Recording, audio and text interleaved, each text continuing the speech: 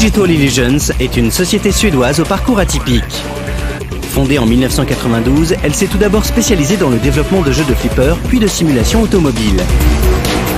C'est en 2002 seulement que DICE s'attaque au marché du FPS avec Battlefield 1942 sur PC. Un premier gros succès qui lui permet d'enchaîner sur plusieurs suites tout aussi réussies. À la fin du mois de juin 2008, un nouveau palier est franchi pour la série, qui s'installe cette fois sur console. Le spin-off Bad Company fait en effet son apparition sur 360 et PS3. À l'instar de ce qu'il s'était passé sur PC, le jeu trouve immédiatement son public et devient un argument majeur du catalogue d'Electronic Arts. DICE a donc réussi là où des dizaines de FPS concurrents avaient échoué. En quelques mots, Gordon Van Dyke, producteur sur les Battlefield Bad Company, nous résume justement sur quel point sa série se différencie des autres. The biggest difference between our game Battlefield Bad Company 2 compared to maybe other first-person shooter games out there is the fact that we have really huge open environments.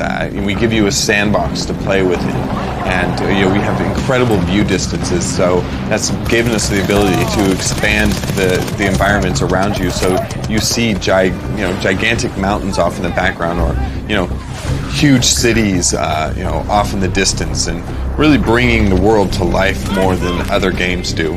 And not only from the details from afar, but also up close to you. We've been able to add many more objects, making the environments feel that much more realistic. I think that's the biggest thing that sets us apart.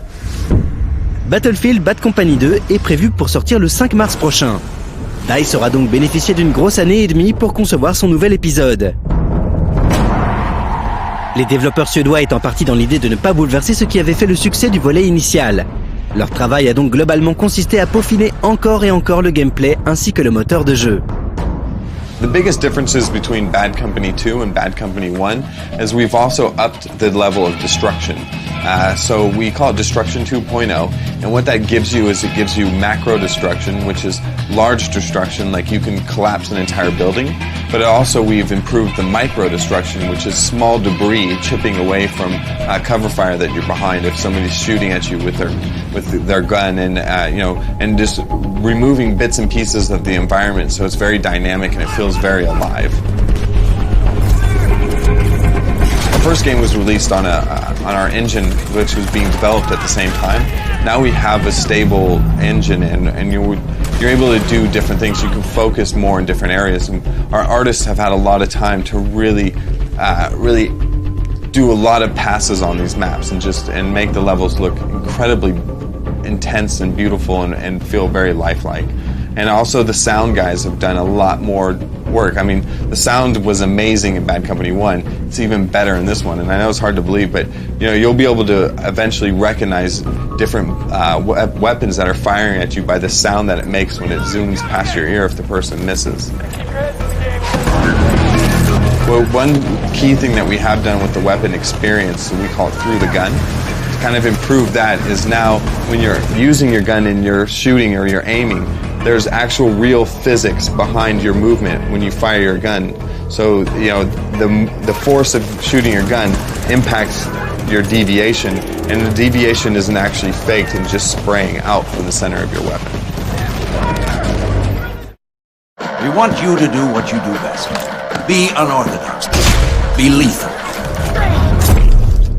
Can you do that for me? We can do that, sir. Historiquement, la série Battlefield a toujours été orientée multijoueur.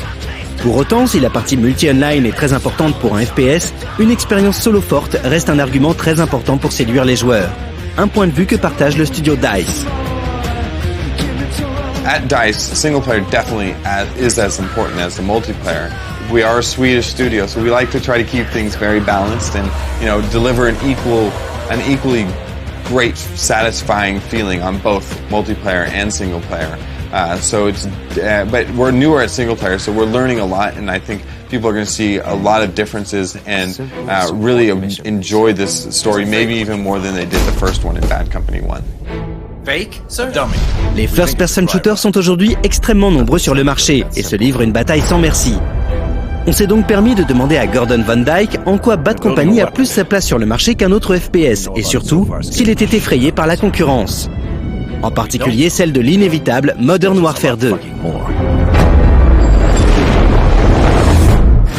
I think that of the big contenders, we are one of the ones and poised to be one of the top contenders with the strides that we're making with our Frostbite engine.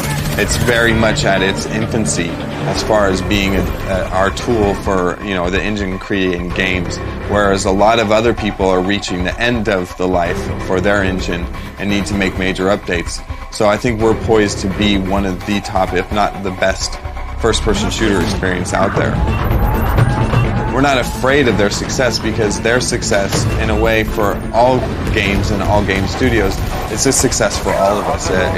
It's putting video games at reaching towards being the top media form of entertainment, and that's good for all of us. And we always want the best success for everybody, even if they don't work for the same publisher as us, and so on and so forth. I think us as designers, it's almost like in competition for most people. It's like when one football team is off the field and they're not playing against each other, they can probably have a beer and sit back and talk. And I think it's kind of the same thing with our industry, is that we have a lot of friends that are in different games and different game studios, and we're all friends, but friendly competition is always the best for the consumer as well.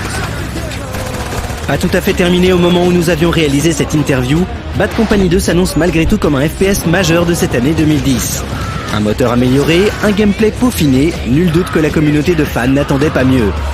On patientera maintenant quelques semaines pour savoir si ces progrès suffisent à justifier l'achat de ce nouvel épisode. This gonna get real ugly.